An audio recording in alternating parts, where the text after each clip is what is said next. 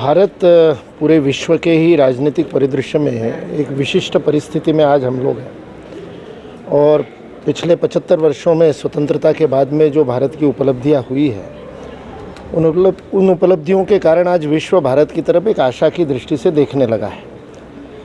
इस सब में इस उभरते हुए भारत के परिदृश्य में केवल आर्थिक विकास की बात नहीं है, ज्ञान के क्षेत्र में, पेटेंट्स के रजिस्ट्रेशन में और सभी क्षेत्रों में, चिकित्सा का क्षेत्र हो, इंजीनियरिंग का हो, सभी क्षेत्रों में आज भारत के युवा पूरे विश्व में, आज अमेरिका का बेस्ट डॉक्टर कौन है पूछा जाए तो वो भारतीय होगा, नासा का साइंटिस्ट कौन है पूछा जाएगा तो भारतीय होगा।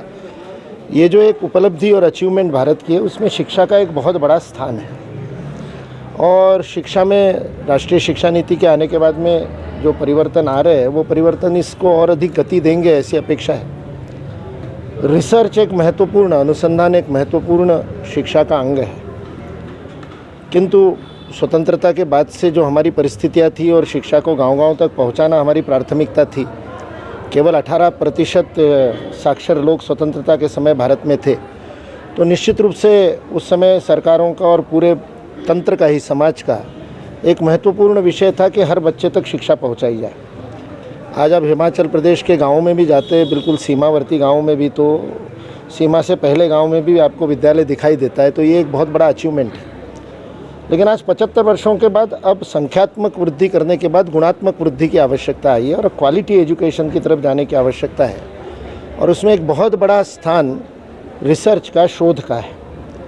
इंटरडिसिप्लिनरी, अंतरशाखीय शोध, विविध क्षेत्रों का आपसी संबंध, मतलब केवल आज आर्टिफिशियल इंटेलिजेंस और इतनी बड़ी बड़ी टेक्नोलॉजीज आ रही है, पर उसके साथ मनुष्य की नैतिकता के ऊपर भी काम करना आवश्यक है।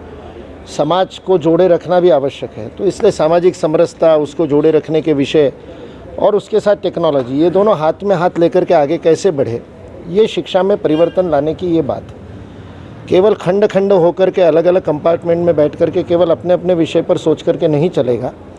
आज समग्रता से पूरे ज्ञान को देखते हुए, भारत के उभरते हुए आकांक्षाओं को देखते हुए आज प्रत्येक युवा और प्रत्येक बालक, चाहे किसी भी आर्थिक परिस्थिति से हो, वो अपने लिए और अपने बालकों के लिए सर्वोच्च शिक्षा चाहता है। ये जो एक अभिप्सा, ये जो एक आकांक्षा, ये जो एक एस्पिरेशनल भारत हमारे सामने दिखाई दे रहा है, तो शिक्षा में परिवर्तन इस प्रकार से हो कि उन सबकी अभिप्साओं की पूर्ति कर सके, उनकी आकांक्षाओं की पूर्ति कर सके और उनको स्वयं के, राष्ट्र के और समाज के विकास के लिए सर्वोत्तम अवसर मिल सके।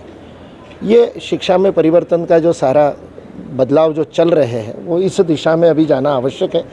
बहुत बड़े प्रमाण पर चल रहे हैं, इतना बड़ा देश है तो परिवर्तन दिखाई देने में समय भी लगता है, किंतु दिशा ठीक है, गति बढ़ाने की आवश्यकता है। सब लोग मिलकर के गति बढ़ाएंगे तो बहुत जल्दी बहुत अच्छे परिणाम हमको दिखाई देंगे। आज जो विद्यार्थी जिस दृष्टि से सारी बात को देखता है, तो तकनीक के विकास के बाद में गूगल एक बहुत बड़ा गुरु हो गया है।